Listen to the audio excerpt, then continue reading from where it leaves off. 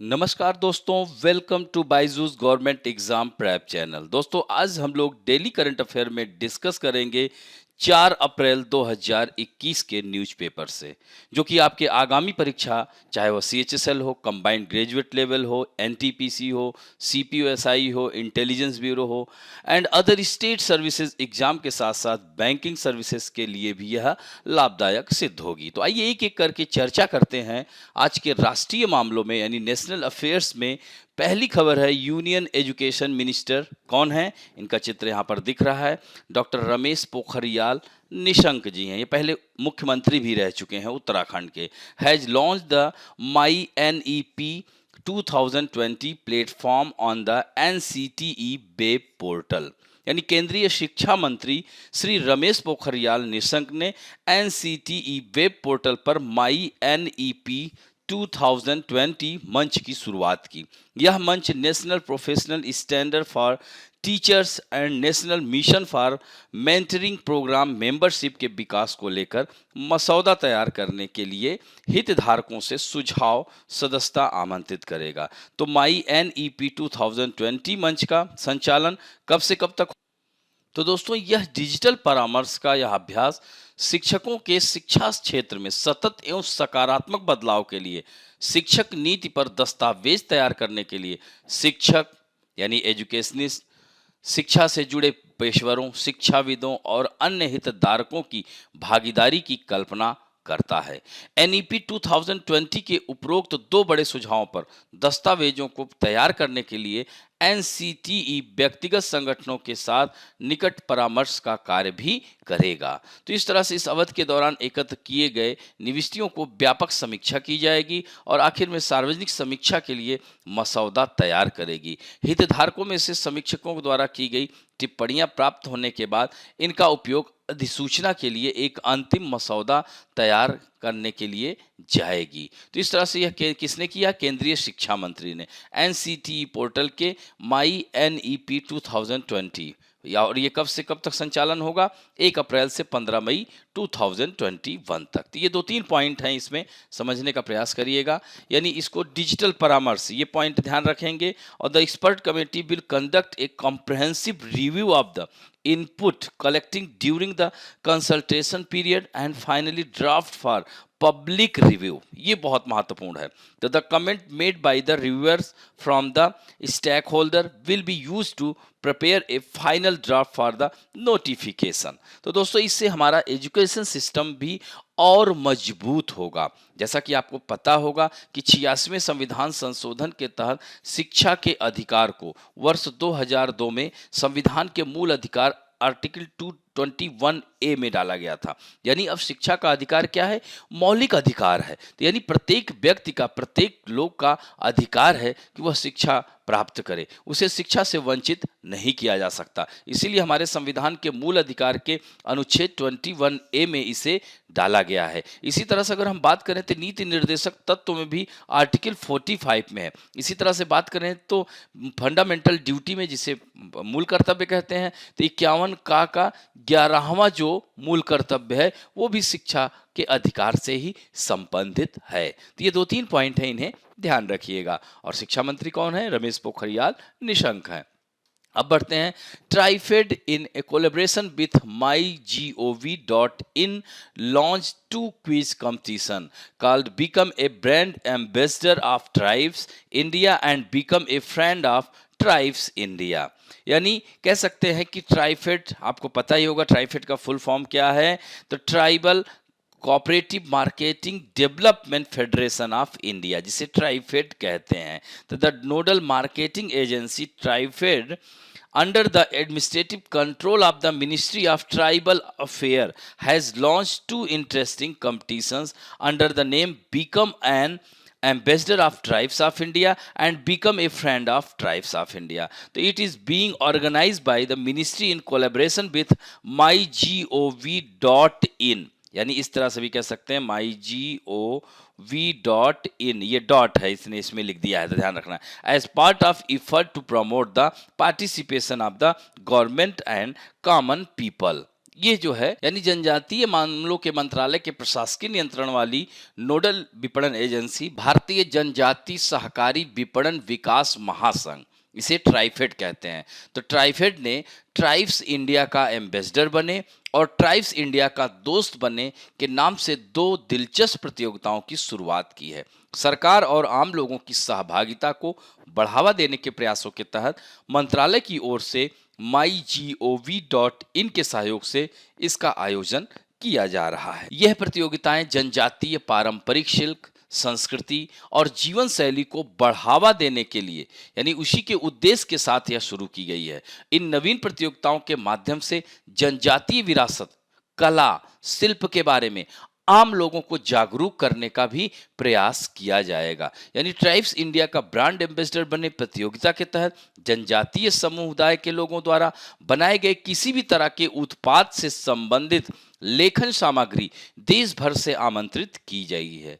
यानी ऐसे लेख प्रेषित करने वालों को जिसमें जनजातीय उत्पादों के इस्तेमाल के बारे में अपने निजी अनुभवों के साथ ही ऐसे उत्पादों का समूचा विवरण भी देना होगा। उन्हें ऐसे उत्पाद किसी दुकान और किस स्थान से खरीदे गए हैं इसकी भी जानकारी देनी होगी। और यह लेख जो है 30 सेकंड से 5 मिनट तक की अवधि के लघु वीडियो फिल्म के रूप में होने चाहिए। तो इस तरह से प्रतियोगिता में प्रविष्ट के तौर पर भेजी जाने वाली लेखन सामग्री में जनजातीय उत्पादों जैसे पुरुषों या महिलाओं के परिधान, उसमें ऑर्नामेंट्स, आभूषण, ऐसे ही अन्य छोटी छोटी सामग्रियां, पेंटिंग है, धातु शिल्प है, टेराकोटा, मिट्टी के बर्तन, सजावटी सामान, खाद्य और जैविक उत्पाद, बेंत और बांस की वस्तुएं, स्टेशनरी, फर्नीचर, घर का सामान, व्यंजनों को शामिल किया जा सकता है। यानी ऐसी लेखन सामग्री को YouTube पर अपलोड किए गए वीडियो लिंक के रूप में साझा करना होगा। और यह प्रतियोगिता 14 मई 2021 तक चलेगी और इसमें 50 प्रविष्टियों का चयन किया जाएगा और उन्हें पुरस्कार के तौर पर एक उपहार वाउचर भी दिया जाएगा। और सभी ट्राइब्स इंडिया शोरूम के tribesindia.com पर यह मान्य होगा। तो इस तरह से इसका जो है ब्रांड एम्बेसडर ट्राइब्स इंडिया पर भी संपर्क कर सकते हैं, इसकी वेबसाइट है।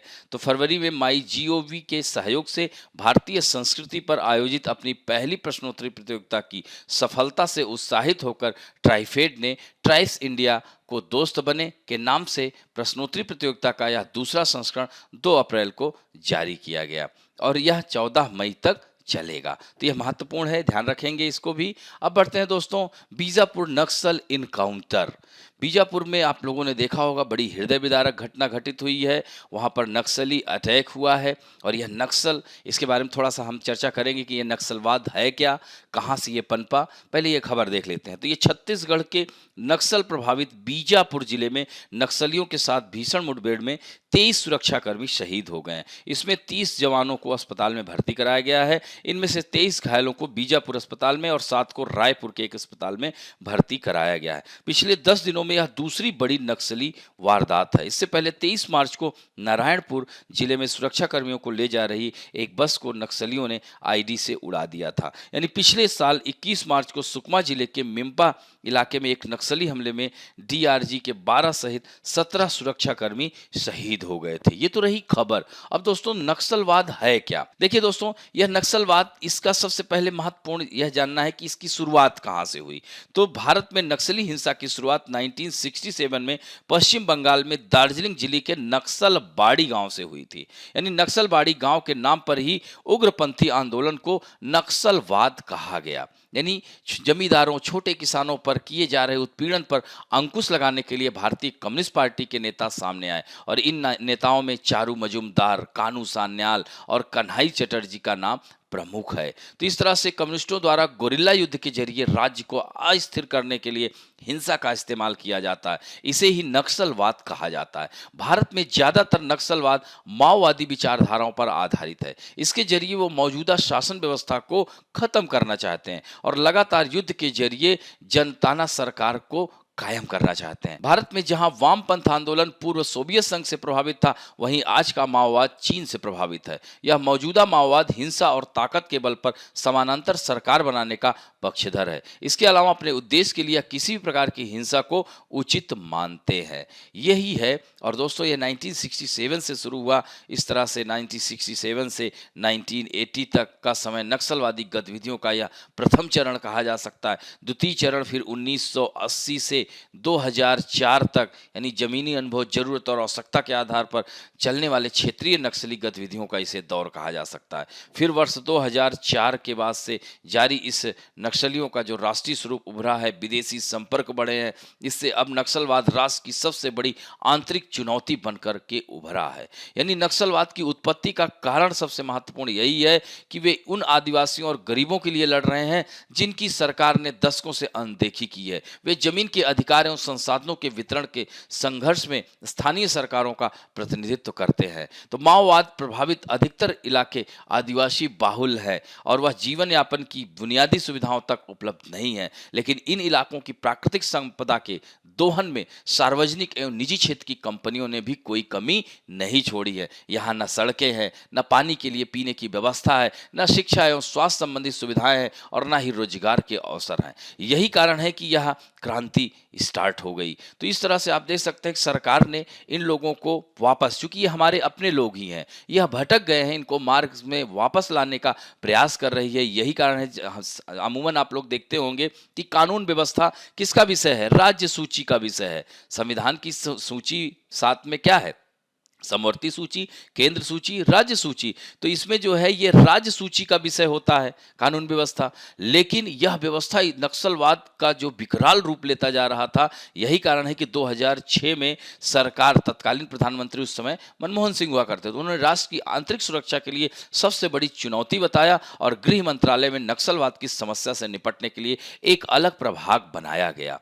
और दोस्तों, सरकार वामपंथी चरमपंथ से प्रभावित क्षेत्रों में बुनियादी ढांचे, कौशल विकास, शिक्षा, ऊर्जा, डिजिटल कनेक्टिविटी के विस्तार पर भी कार्य कर रही है। बहुत लोग मेन स्ट्रीम में आ भी गए हैं। इसी तरह से 2013 में यहाँ पर एक रोशनी नामक परियोजना चलाई गई थी। वर्ष 2013 में, यानी आजीविका योजना के तहत रोशनी नामक विशेष पहल शुरू की गई थी। इसी तरह से 2017 में नक्सल समस्या से निपटने के लिए केंद्र सरकार ने 8 सूत्रीय समाधान मतलब एस, समाधान एस में, एस का मतलब क्या हुआ? कुशल नेतृत्व, यानी स्मार्ट लीडरशिप। समाधान में आप देखेंगे तो SAMADHAN, यहाँ पर अगर देखा जाए तो SAMADHAN, यानी 1 2 3 4 5 6 7 8, यानी 8 सूत्री। तो इस एस का मतलब क्या है? स्मार्ट लीडरशिप, कुशल नेतृत्व। ए का मतलब क्या है? एग्रेसिव स्ट्रेटजी, यानी आक्रामक रणनीति। एम का मतलब क्या है? मोटिवेशन एंड ट्रेनिंग, उनको अभिप्रेरणा दिया जाए, प्रशिक्षण किया जाए, वापस उनको मेन स्ट्रीम में लाया जाए। और A for another, A for का मतलब क्या हुआ? एक्शनेबल इंटेलिजेंस, यानी अभियोज गुप्तचर व्यवस्था। और डी फॉर, डी का मतलब क्या हुआ? डैशबोर्ड बेस्ड के परफॉर्मेंस इंडिकेटर एंड के रिजल्ट एरिया। और एच फॉर, इसका मतलब क्या हुआ? यानी हार्नेसिंग टेक्नोलॉजी, कारगर प्रौद्योगिकी का प्रयोग किया जाए। और फिर अनदर ए, फिर ए आ गया, इसका मतलब क्या हुआ? Action plan for each threat, यानी प्रत्येक रणनीति की कार्य योजना बनाया जाए। और एन फॉर, इसका मतलब क्या हुआ? नो एसेस टू फाइनेंसिंग, यानी नक्सलियों के लिए वित्त पोषण को विफल करने की रणनीति बनाया जाए। तो इस तरह से यह सर्वाधिक नक्सल प्रभावित 30 जिलों में जवाहर नवोदय विद्यालय और केंद्रीय विद्यालय भी संचालित किए जा रहे हैं। हिंसा का रास्ता छोड़कर समर्पण करने वाले नक्सलियों के लिए सरकार पुनर्वास की भी व्यवस्था कर रही है। तो यह आज की डेट में एक आंतरिक चुनौती, आंतरिक सुरक्षा की चुनौती बन चुका है नक्सलवाद। और भारत के कह सकते हैं कि पूरा यहाँ पर अगर हम बात करें तो यह 17 राज्यों में रेड कॉरिडोर, इसे लाल गलियारा कहा जाता है, फैल चुका है। तो यह बहुत ही, सरकार इस पर लगातार प्रयास कर रही है। अब बढ़ते हैं दोस्तों अंतर्राष्ट्रीय मामलों में। Now animal will also get coronavirus vaccine. Russia makes world first vaccine. दोस्तों, अब जानवरों के लिए भी, यानी रूस में पहले ही मनुष्यों के लिए कोरोना वायरस के 3 टीके उपलब्ध हैं। जिनमें से सबसे लोकप्रिय वैक्सीन स्पुतनिक वी है। मॉस्को ने 2 अन्य वैक्सीन एपीवैक कोरोना और कोविवैक को भी आपातकालीन स्वीकृति दे दी है। तो the organisation said that the corona vaccine for animals Carnivac COV, ध्यान रखेंगे, कॉर्निवैक सीओवी रोजलेखोनाजोर यानी has been developed by a unit of Rosselkhoznadzor, इसने इसको डेवलप किया है। तो रोजलेखोनाजोर के उप प्रमुख कॉन्स्टेंटिन सेवेनको ने कहा है कि वैक्सीन का क्लिनिकल ट्रायल पिछले साल अक्टूबर में हुआ था। इसमें कुत्तों, बिल्लियों, आर्कटिक लोमड़ियों, मिंक लोमड़ियों और अन्य जानवरों को भी शामिल किया गया था। तो ट्रायल के परिणाम में यह बात सामने आई है कि वैक्सीन जानवरों के लिए हानि रहित और अत्यधिक प्रतिरक्षात्मक है। जितने जानवरों को टीका लगाया गया था उनमें से सब में कोरोना वायरस के लिए एंटीबॉडी विकसित हुई। टीकाकरण के बाद परिरक्षण 6 महीने तक रहता है। वैक्सीन के बड़े पैमाने पर उत्पादन अप्रैल के शुरू में ही शुरू हो सकता है। तो ये ध्यान रखेंगे, रशिया ने बनाया। अगला है after Myanmar Jordanian army detained Prince Hamza, ये उनका पिक्चर है।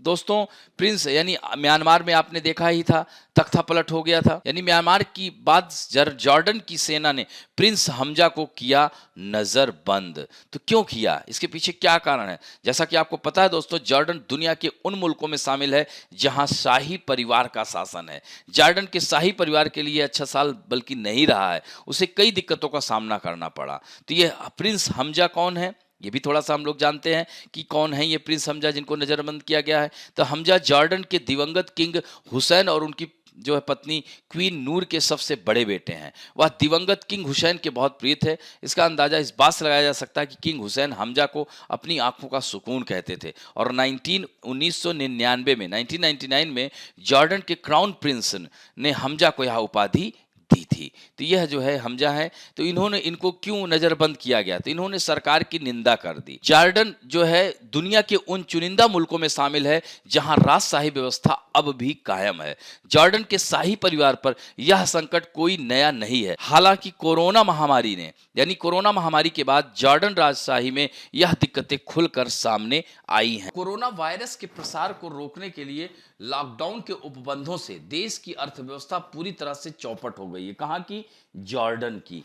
जॉर्डन इसकी राजधानी अम्मान है, ये भी ध्यान रखिएगा। तो प्रिंस हमजा ने इसके लिए व्यवस्था को जिम्मेदार ठहराया है। उन्होंने अपनी सरकार पर भ्रष्टाचार, भाई भतीजावाद, अक्षमता के आरोप लगाए। सरकार की निंदा के बाद उन्हें नजरबंद कर दिया गया। तो इस तरह से पहले सरकार ने बहरहाल यह जो है घोषणा की कि हमने उनको नजरबंद नहीं किया है। उन्होंने अपने एक वीडियो में कहा कि देश में इस समय खौफ है। सरकार की निंदा करने वाले किसी भी शख्स को खुफिया पुलिस गिरफ्तार कर रही है। उन्होंने ये भी कहा कि उनके स्टाफ को भी गिरफ्तार किया गया है। उन्होंने ये भी कहा कि उनके परिवार को नजरबंद कर दिया गया है। उन्हें सभी संचार के साधनों पर उनके रोक लगा दी गई है। तो कोरोना महामारी के अलावा जॉर्डन में शरणार्थियों की समस्या ने भी देश की आर्थिक व्यवस्था को बदहाल करने में प्रमुख भूमिका निभाई है। जॉर्डन में बड़ी तादाद में शरणार्थियों की मौजूदगी है। दरअसल सीरिया में गृह युद्ध आपको पता ही बगल में है के बाद जॉर्डन की यह समस्या काफी गंभीर हो गई है और सीरिया से बड़ी तादाद में नागरिकों ने जॉर्डन में शरण ली हुई है। तो इससे अमेरिका क्यों चिंतित हुआ?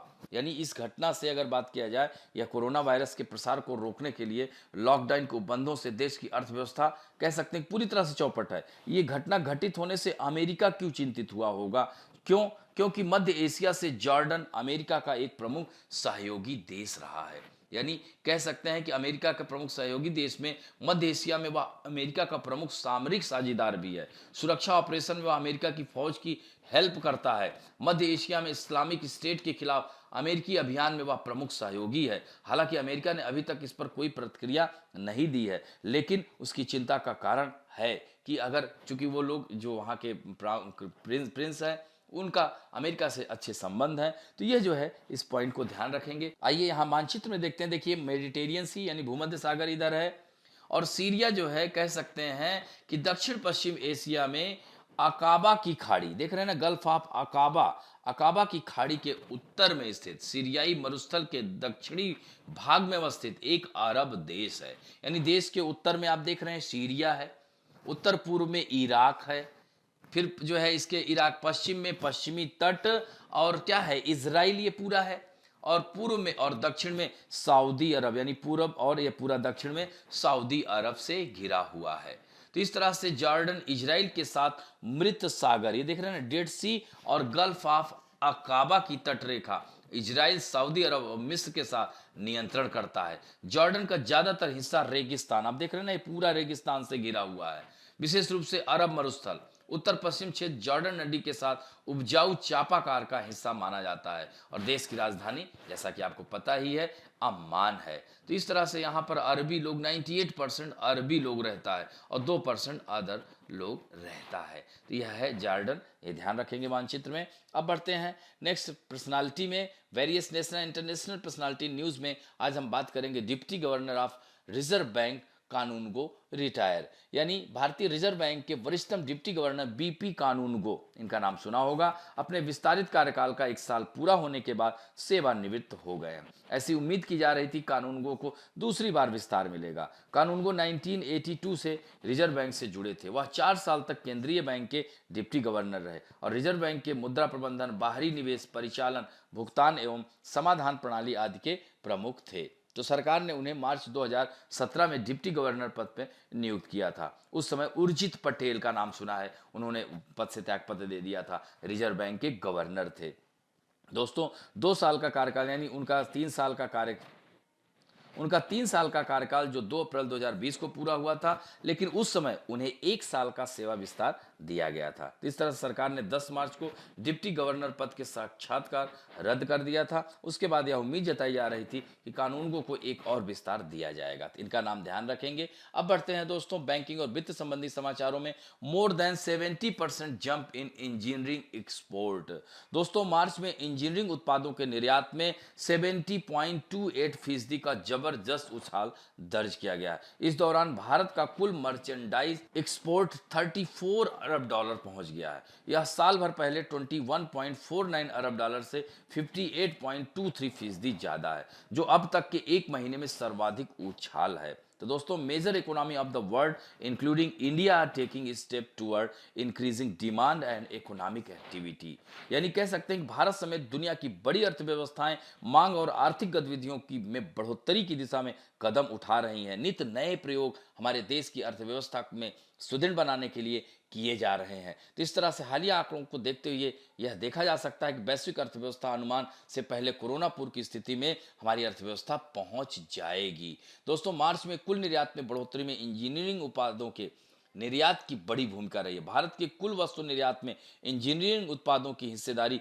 करीब कितनी है? 25% है। याद रखिएगा, सीधे पूछ लेता है कि इसका हिस्सेदारी कितने हैं, तो यह भी ध्यान रखेंगे। अब बढ़ते हैं दोस्तों स्पोर्ट्स समाचार में। World number 1 Barty wins second consecutive title in Miami. Miami कहाँ है सर? दोस्तों मियामी जो है यह अमेरिका साउथ, यानी अमेरिका के साउथ कह सकते हैं, फ्लोरिडा प्रांत में सबसे दक्षिणतम शहर है। फ्लोरिडा प्रांत में स्थित, यानी यूनाइटेड स्टेट ऑफ अमेरिका का सबसे दक्षिणतम शहर है मियामी। तो दुनिया की नंबर 1 महिला टेनिस खिलाड़ी एस बार्टी ने बियांका अंद्रेस्क्यू के मुकाबले के बीच से हटने पर मियामी ओपन टेनिस टूर्नामेंट में लगातार दूसरा खिताब जीता है। ऑस्ट्रेलिया की बार्टी, ये भी ध्यान रखिएगा, ये कहाँ की है जो है बार्टी, तो नंबर 1 है, तो ये ऑस्ट्रेलिया की हैं, ये ध्यान रखेंगे। बार्टी ने 6-3, 4-0 से आगे चल रही थी, तब बियांका ने पैर की चोट के कारण मुकाबले से हटने का फैसला किया। तो इस तरह से आप देख सकते हैं कि रविवार को इटली के 19 year old Yannick Sinner tournament के इतिहास का सबसे युवा चैंपियन बनने का प्रयास करेंगे, यानी आज उन्हें फाइनल में पोलैंड के 26 वरीयता प्राप्त ह्यूबर्ट हुरकाज से भिड़ना है। दोनों ही खिलाड़ी अपने कैरियर का सबसे बड़ा खिताब जीतने के इरादे से उतरेंगे। बार्टी ने इससे पहले फरवरी महीने में कोरोना काल के दौरान अपनी पहली प्रतिस्पर्धा टूर्नामेंट जीता था, तो ये भी पॉइंट ध्यान रखेंगे। अब दोस्तों Australia's women cricket team made history, broke their own his country's world record in ODI, यानी दोस्तों ऑस्ट्रेलिया की महिला क्रिकेट टीम, पुरुष टीम तो थी ही, महिला क्रिकेट टीम भी जो है कह सकते हैं कि न्यूजीलैंड को 6 विकेट से हराकर 22वां वनडे इंटरनेशनल मैच जीतने का वर्ल्ड रिकॉर्ड बना दिया है। ऑस्ट्रेलिया की महिला क्रिकेट टीम ने रिकी पोंटिंग की अगुवाई करने वाली देश की पुरुष टीम को 2003 में बनाए गए लगातार सर्वाधिक वनडे इंटरनेशनल मैच जीत के रिकॉर्ड को पीछे छोड़ दिया, क्योंकि उनकी जो पुरुषों की टीम थी 21 मैच लगातार जीती थी,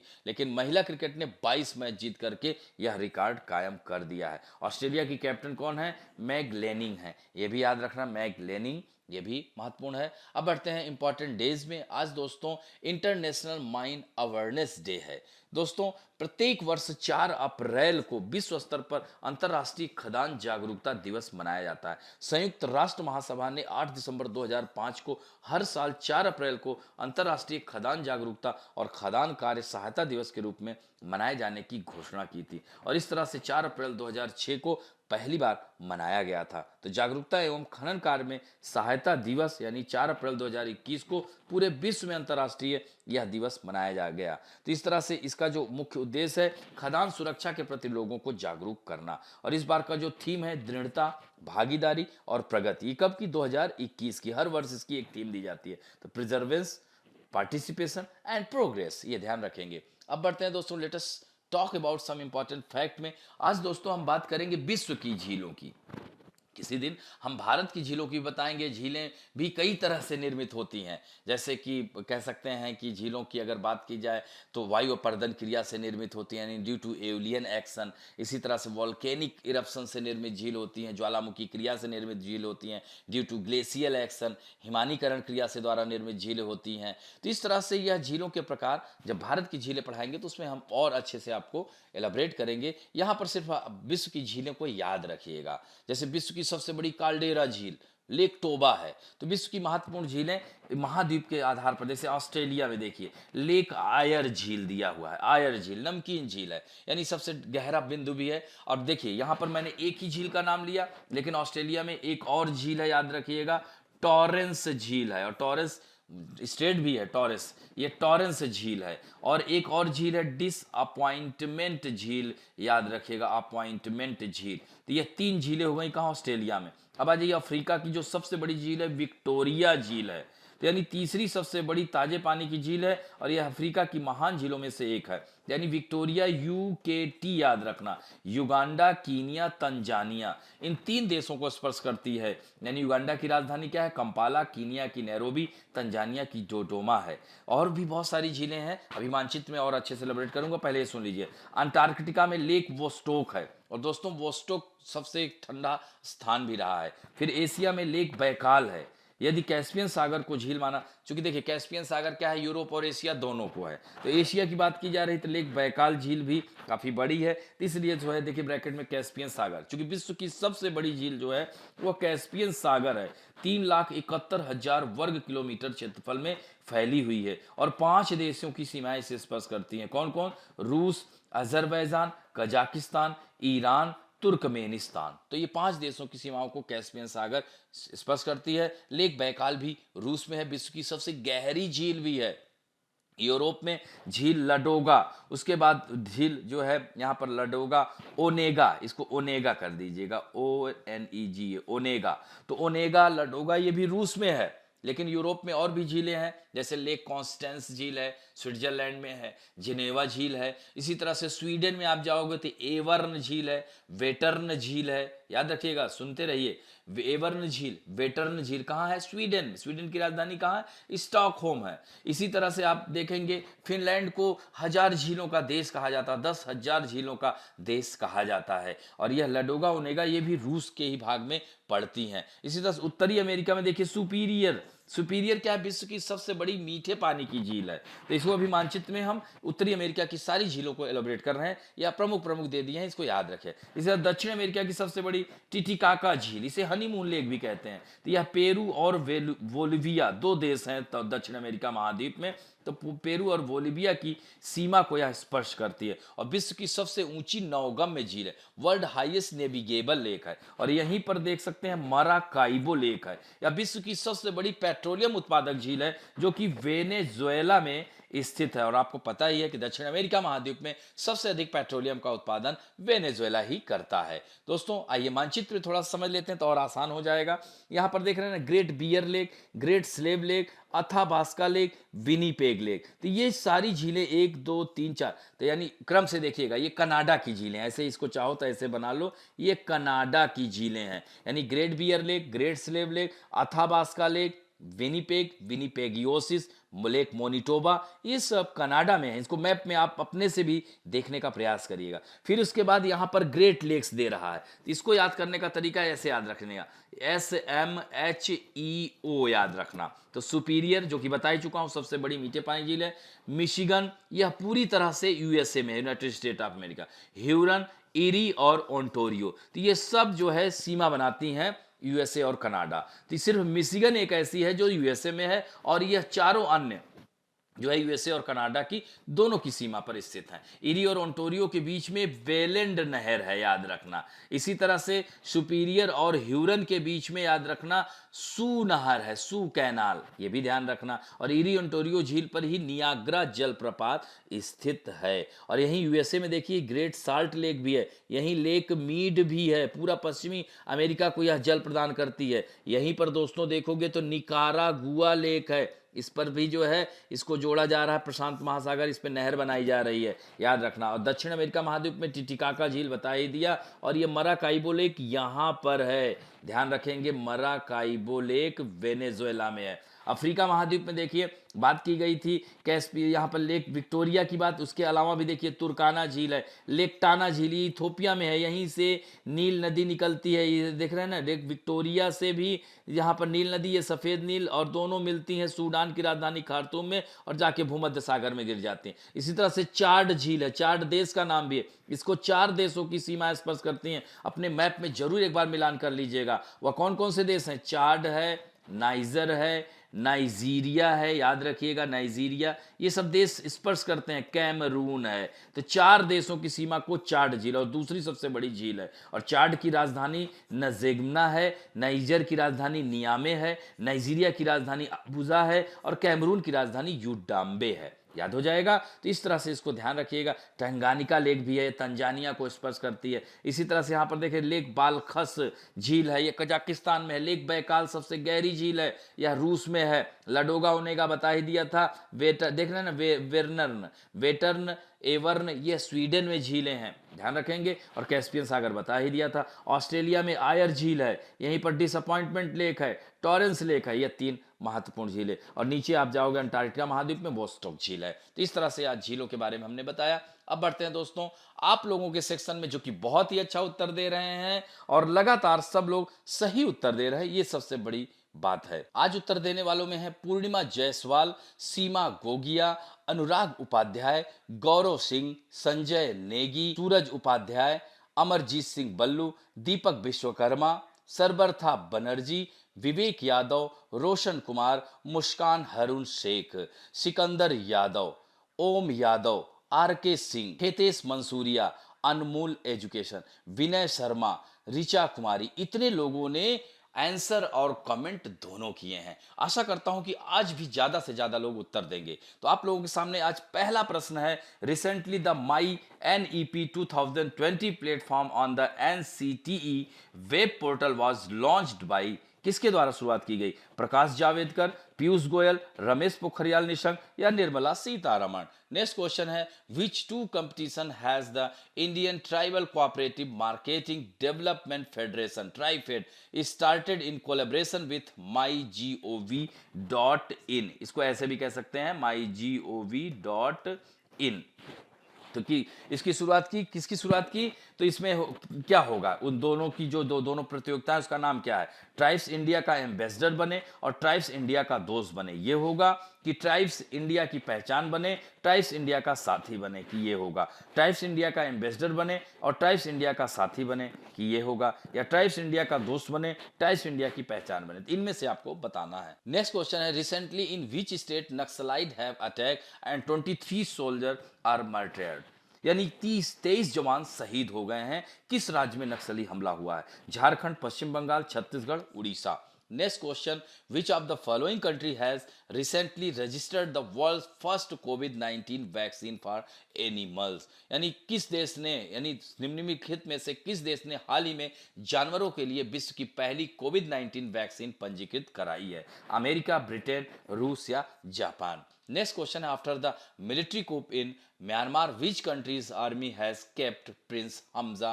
अंडर हाउस अरेस्ट। यानी म्यांमार में सैन्य तख्तापलट के बाद किस देश की सेना ने प्रिंस हमजा को नजरबंद किया है? कतर, जॉर्डन, फिनलैंड या सऊदी अरब के प्रिंस को। नेक्स्ट है, capital of Jordan is, Jordan की राजधानी क्या है? दोहा, अम्मान, बेरूत या मनामा। नेक्स्ट क्वेश्चन है, approximately what is the share of engineering products in total commodity export of India. यानी भारत के कुल वस्तु निर्यात में इंजीनियरिंग उत्पादों की हिस्सेदारी कितने प्रतिशत है? 15, 20, 25 या 30%। नेक्स्ट क्वेश्चन है, which country's women's cricket team set the record for winning the most ODI match? Bharat, Australia, South Africa या इंग्लैंड।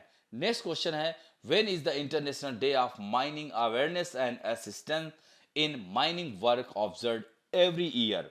28 मार्च, 30 मार्च, 3 अप्रैल या 4 अप्रैल। एंड लास्ट क्वेश्चन है, Lake Titicaca is located on which continent? North America, South America, Africa और Europe. तो इस तरह से इन 10 प्रश्न के उत्तर दीजिएगा। आशा करता हूं कि आज का वीडियो आप लोगों को अच्छा लगेगा, और दोस्तों अच्छा लगे तो please like, share, subscribe and bell icon दबाना ना भूलें। थैंक यू दोस्तों।